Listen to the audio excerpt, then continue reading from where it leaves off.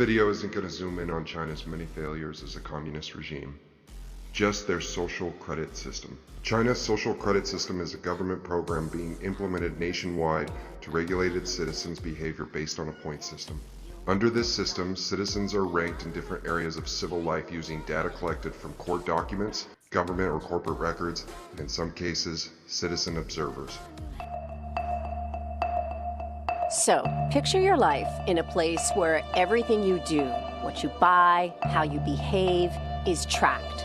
The government gives you a score, and the score is a measure of how trustworthy you are as a citizen and determines what you're allowed to do, like ever. Boarding a train, getting a mortgage, all goes back to this score. It's called social credit. It sounds like that show Black Mirror, but it's actually happening in China.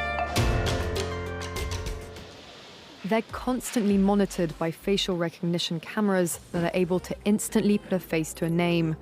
Now, the Chinese are also ranked, given a mark out of a possible 950 points. A score in the 700s is considered good. Around the 500 mark is not. For now, the number is a sort of bank credit rating, keeping track of everyone's spending habits.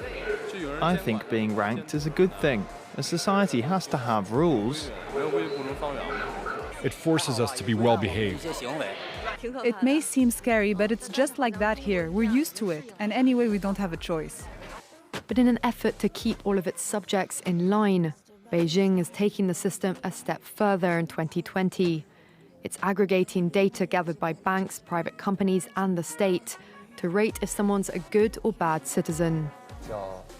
By using the most data possible, the so-called big data, the system will play an important role in rebuilding a moral society. The state will go over every detail of a person's life with a fine-tooth comb. Their financial situation, spending habits, career, even behavior on social media. Criticizing the government online or displaying outward signs of wealth is a no-no. On the other hand, praising the party or giving blood increases your social credit. Xiao Wenwang is a model citizen. She lives in Nanjing, a testing ground for social ranking. Married with a child, she has a job in a retirement home, no debts, and she wouldn't dream of jaywalking. As a good citizen, I respect the rules of the road. If I didn't, I'd lose points on my social credit. In theory, everything can be taken into account in the social score, even the most innocuous errands like supermarket shopping. When Xiao Wenwang makes an electronic payment, her purchases tell the state a lot about her. Buying cigarettes would count against her. On the other hand, nappies show she's an attentive mother. Beer could indicate alcoholism. She'd be better off buying water. In this pilot city of 8 million people, there are only 18,000 model citizens. For Xiao Wenwang, there are perks to be had, such as paying half price for the bus.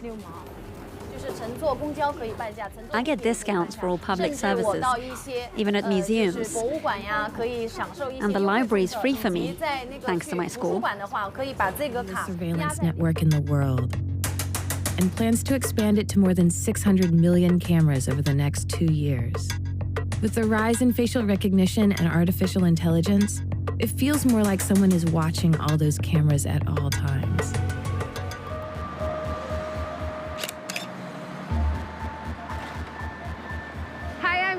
I'm in China, and I just got busted for jaywalking with facial recognition technology.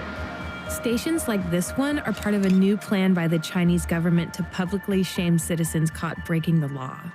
If you cross the street against the light, cameras with facial recognition technology will take a picture of your face, cross-reference it with your government ID, and then post it up there to embarrass you. But China isn't embracing facial recognition just to catch jaywalkers. The technology is starting to appear just about anywhere you can imagine. It helps make mini recommendations at your local fast food spot. You can also pay for your food with your face. Doesn't matter whether you smile or not, even though it's called smile to pay.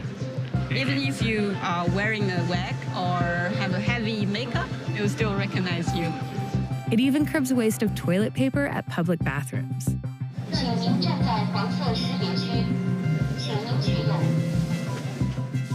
My gift. This is all I get for the next 9 minutes. and then I come back again. I try to get more. A good score brings benefits, but people with low scores lose rights. The cinema names and shames people considered untrustworthy, plastering their details, even their addresses, across big screens. It's a matter of principle. Those people have to be condemned. Those people aren't honest, so they have to pay the price. It's only right to pay your debts. You have to blacklist those that don't.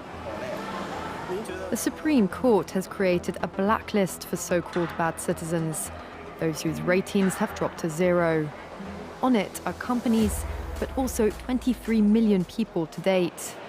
Among them is this journalist Liu Hu. He got a little too close to uncovering corruption among high-profile party members. After being sued for defamation by the subject of a story he'd written, he was blacklisted. But he only realized when he tried to buy a train ticket and was told he was banned from traveling. That tells me I'm still on the blacklist. Punished because he's been branded untrustworthy by the state. Once you're blacklisted, you can no longer get a bank loan, start a business, buy an apartment, or even send your children to a private school.